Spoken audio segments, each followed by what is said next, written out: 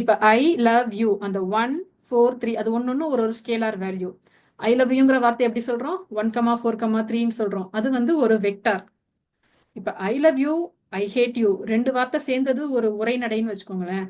அதை வந்து எப்படி மேட்ரிக்ஸில் பண்ணுவோம்? ஐ லவ் யூ 1 4 3 ஒரு வெக்டார், கீழே மறுபடியும் 1 4 3 இன்னொரு வெக்டார் ஐ ஹேட் யூ.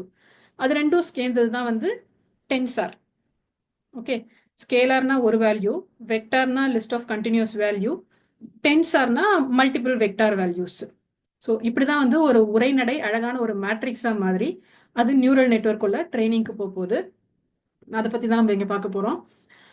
இதில் நான் சொன்னதுக்கு என்னென்னா, இப்போ ஐ லவ் யூங்கிறதும் 1 4 3 தான், ஐ ஹேட் யூங்கிறதும் 1 4 3 தான். ஸோ இப்போ இந்த டெக்ஸ்ட் டோக்கனைசேஷன் மெத்தட் வந்து ராங்.